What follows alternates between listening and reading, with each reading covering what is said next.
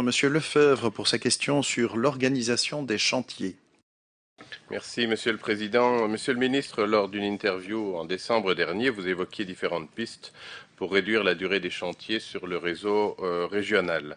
Parmi celles-ci, je citerai l'amélioration du processus d'attribution des marchés en tenant compte du travail des entreprises dans le phasage des travaux, l'adaptation de la vitesse dans les chantiers en fonction des heures effectives de travail ou l'augmentation du budget d'entretien afin de limiter les gros travaux.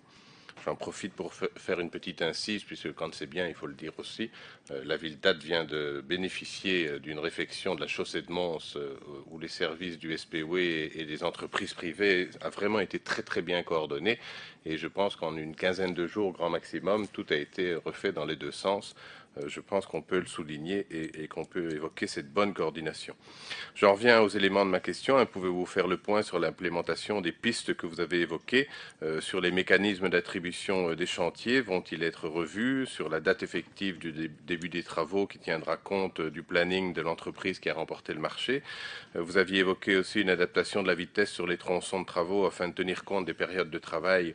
Qu'en est-il? La sécurité des travailleurs est un enjeu fondamental. Les organisations représentant les travailleurs ont-ils été consultées sur cette proposition et le cas échéant, qu'est-ce qui est ressorti de ces consultations? Et enfin, vous aviez évoqué un budget de 65 millions d'euros pour 2025 pour du raclage pause. Quelle est la part de ce budget réservé au réseau structurant? Avec ce montant, combien de kilomètres de route pourront-ils être entretenus? Devrez-vous procéder à un ajustement du budget pour atteindre les 65 millions? Qu'en sera-t-il pour les années 2026 et suivantes? Merci déjà. Merci, monsieur le député. Monsieur le ministre, pour votre réponse. Merci, monsieur le député. Concernant votre première question relative à la révision des mécanismes d'attribution des chantiers, j'ai déjà répondu assez longuement le 11 février dernier à des questions identiques posées par vos collègues, messieurs les députés Chintine, Borin et Mugemangango. Donc je vous y renvoie. Pour mémoire, la loi sur les marchés publics relève des compétences du gouvernement fédéral et toute modification de celle-ci passe par une demande adressée à cette autorité. Cependant, avant d'envisager une éventuelle modification des textes réglementaires, j'avais précisé que nous examinerions d'autres pistes pour améliorer la planification des chantiers. Ainsi, 3 pistes concrètes sont en chantier.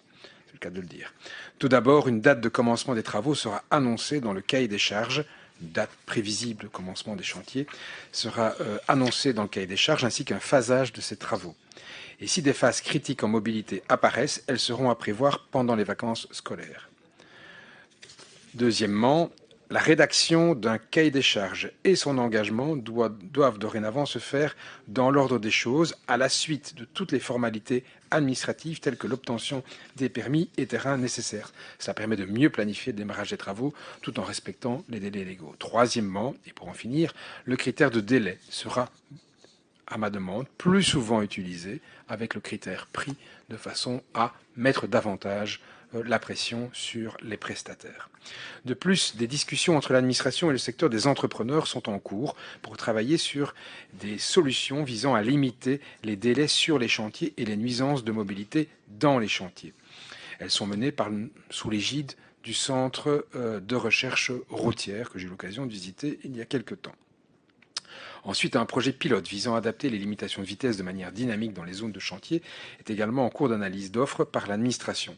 Ce projet, prévu pour le second semestre de cette année, permettra de faire varier dynamiquement les limitations de vitesse en fonction des différents critères, comme par exemple la présence ou non d'ouvriers, les conditions météorologiques, etc.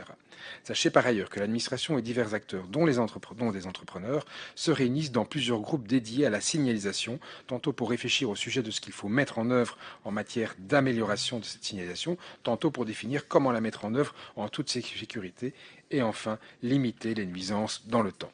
Enfin, concernant vos dernières questions relatives au raclage pause de cette année, 50 millions sont dédiés à ce poste par la Sofico pour le réseau structurant. Ce sont ainsi 108 km qui pourront être remis à neuf cette année-ci. Je pense que on atteint un record. Il s'agit d'un ajustement au budget initial de la Sofico pour l'année en cours.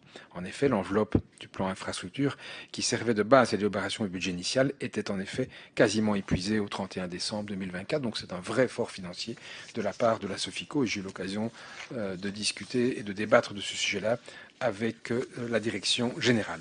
En parallèle, pour le réseau non structurant, c'est 16 millions qui sont dédiés au poste raclage pause par le SPW EMI. La volonté est de conserver un rythme identiques à l'avenir. Et ce seront donc au total, 50 plus 16, 66 millions d'euros qui seront affectés à ce type de travaux cette année-ci. Et ce que vous venez d'expliquer pour hâte y correspond. Et j'entends évidemment poursuivre et même accélérer cette dynamique dans les prochaines années. Merci, monsieur le ministre, monsieur le député, pour votre réplique.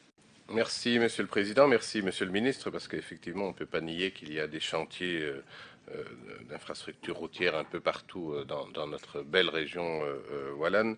Et donc, si on peut améliorer les processus, ça ne peut être que bénéfique pour tout le monde. Peut-être parce que je ne vous ai pas entendu parler de la sécurité des travailleurs, qui pour nous est vraiment un enjeu fondamental. Enfin, vous avez parlé de limitation de la vitesse, et donc, mais donc surtout c'est un élément évidemment important, puisque les accidents sur chantier sont aussi quelque chose d'assez fréquent malheureusement.